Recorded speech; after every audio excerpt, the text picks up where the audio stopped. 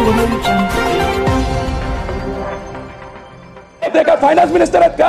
Finance minister साहेब बोलतील ना अध्यक्ष महोदय. काय आम्ही बोलायला लागलो तरी कुठं माझ्यावर विश्वास आहे? तरी कुठं माझ्यावर विश्वास आहे? आम्हाला संरक्षण पाहिजे अध्यक्ष महोदय. आपण अख्ख्या वर्षाचं प्लॅनिंग बजेटमध्ये करत असतो, त्या बजेटमध्ये खर्च केला जातो अध्यक्ष महोदय. मग आता जेवढा पैसा तोच खर्च करणार ना आपण. भाषण कुठलाही फायनान्स मिनिस्टर असेल तर भाषण चांगलं होतच, त्याबद्दलची चर्चा 2 दिवस राहते, 3 दिवस राहते, लोक इथं बाकं वाजवतात. पण जे काही आपण ठरवलं, जे काही बोललोय तो खर्च सुद्धा होणं हे अतिशय अध्यक्ष महोदय महत्वाचं आहे. अध्यक्ष महोदय, आपण जर बघितलं तर आपल्या या राज्यावर 8 लाखाच्या आसपास आता कर्ज गेलेलं आहे आणि पर कॅपिटा म्हणजे पर व्यक्ती आपल्या लोकसंख्येप्रमाणे आपण जर बघितलं तर 55,000 रुपये असं पर व्यक्ती आपल्यावर लोन जे होतं ते आता 63,000 रुपयावर तिथं आलेलं आहे. अध्यक्ष महोदय, आपण हे म्हणत नाही की कर्ज घेऊ नका, कर्ज आपल्याला घ्यावंच लागतं, त्याशिवाय त्याच्यामध्ये ग्रोथ होणार नाही. पण अध्यक्ष महोदय, कर्ज जेव्हा आपण घेतो त्याच्या व्याजापोटी सुद्धा आपला खर्च हा होत असतो. आता जो खर्च आहे तो पूर्वी 48,000 कोटीच्या आसपास हा फक्त व्याजापोटी जात होता.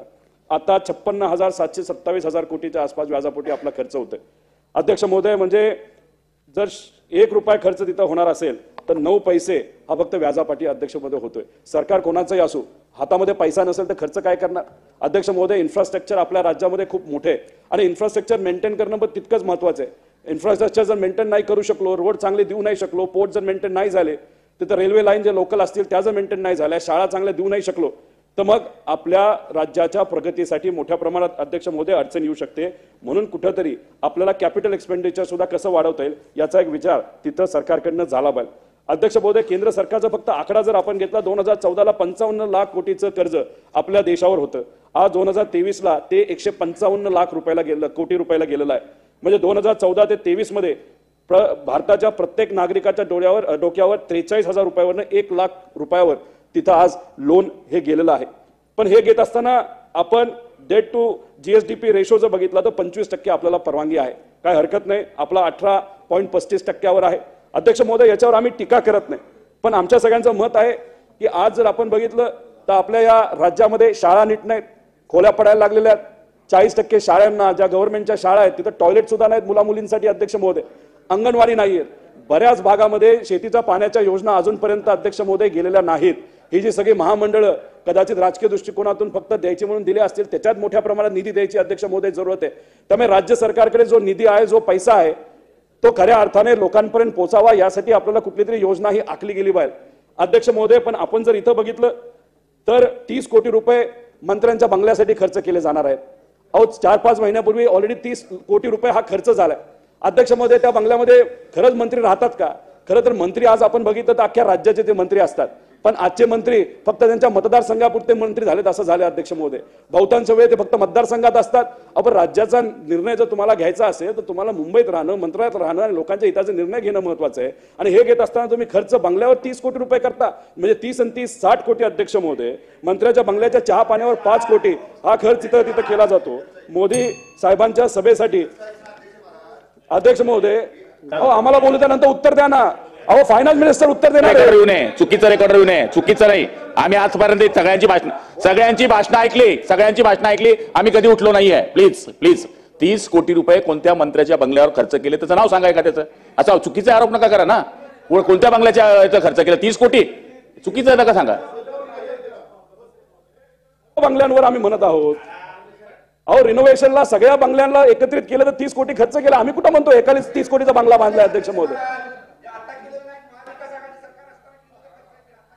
अध्यक्ष महोदय, 5-6 महिन्यापूर्वी झालं, ठीक आहे. आपले फायनान्स मिनिस्टर साहेब उत्तर देतील तेव्हा आपण ते उत्तर अध्यक्ष महोदय ऐकूया. अध्यक्ष महोदय, मोदी साहेबांच्या सभेसाठी मोठे नेते 12-12 कोटी रुपये खर्च केले जातात, हरकत नाही. पण आमचं सगळ्यांचं मत एवढंच आहे की आज अनेक अडचणी आपल्या राज्यामध्ये सामान्य लोकांना सोसाव्या लागतात अध्यक्ष महोदय. त्यासाठी कुठेतरी खर्च हा झाला पाहिजे. अध्यक्ष महोदय, आम्ही खर्चाच्या बाबतीत बोलतोय, बजेट कशाचं असतं अध्यक्ष महोदय? अध्यक्ष महोदय, आम्हाला संरक्षण पाहिजे. अध्यक्ष महोदय, आपण अख्ख्या वर्षाचं प्लॅनिंग बजेटमध्ये करत असतो, त्या बजेटमध्ये खर्च केला जातो अध्यक्ष महोदय. मग आता जेवढा पैसा तोच खर्च करणार ना आपण. मध्ये आधी तुम्ही ऍडव्हर्टिजमेंटसाठी 50,000 कोटी तिथे खर्च करणार असाल, बजेटमधूनच जाणार आहे ना.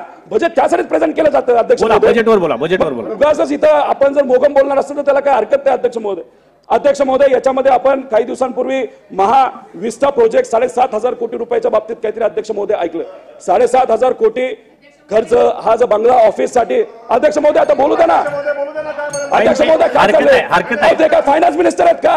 फायनान्स मिनिस्टर साहेब बोलतील ना अध्यक्ष महोदय काय काय आम्ही बोलायला लागलो तर हे उभं राहा. देशाच्या पंतप्रधानांचं नाव घेतलं अध्यक्ष महोदय. बाजी हरकत आहे, त्यांची हरकत आहे दादा. अध्यक्ष महोदय, ज्या केंद्र सरकारने महाराष्ट्राच्या विकासासाठी 40,000 कोटीची भूमिपूजन केली, त्या भूमिपूजनाला जर खर्च झाला असेल तर ते मोदी साहेबांच्या सभेला खर्च झाला होता. अरे तुमच्या राज्यामध्ये एक दिमडी पैसा तुम्ही केंद्रातून आणला नाही, तुम्हाला लाज वाटत होती, पण आमच्या सरकारने दिलं, त्याचं मी अभिनंदन करते. हरकत अध्यक्ष महोदय, सन्माननीय सदस्य व्यवस्थित भाषण करतायत. सन्माननीय अर्थमंत्री सगळ्या उत्तराला, सगळ्या मुद्द्यांना उत्तर देणं अपेक्षित आहे. त्या उत्तराची वाट न बघता प्रत्येक आमदार उभा राहून उत्तर द्यायचा प्रयत्न करतो. याचा अर्थ त्यांचा अर्थमंत्र्यांवर विश्वास कमी आहे, म्हणून हे डायरेक्ट उत्तर द्यायचा उद्योग चालू आहे. त्यामुळे अशा कोणालाही मध्ये बोलायला आपण. रोहित दादा साहेब, आता आपण पुढे येऊन बसा. अध्यक्ष महोदय साहेब, आपण पुढे येऊन बसा आता. अध्यक्ष महोदय, अरे थांबवा ना आता. अध्यक्ष अध्यक्ष महोदय, त्यांनी अर्थमंत्र्यांचं नाव घेतलं, त्यांनी काय सांगितलं ह्यांचा विश्वास नाही. त्यांचा तरी कुठं माझ्यावर विश्वास आहे? अध्यक्ष महोदय, म्हणजे खरं तर मगाशी आमदार महोदयांनी इथं सांगितलं की भूमिपूजनाच्या बाबतीत तसं बघितलं तर छत्रपती शिवाजी महाराजांचं स्मारक सुद्धा समुद्रामध्ये होणार होतं, त्याचं भूमिपूजनासाठी सुद्धा मोठ्या प्रमाणात खर्च केला होता. त्याचं काय झालं हे आपल्याला बघावं लागेल.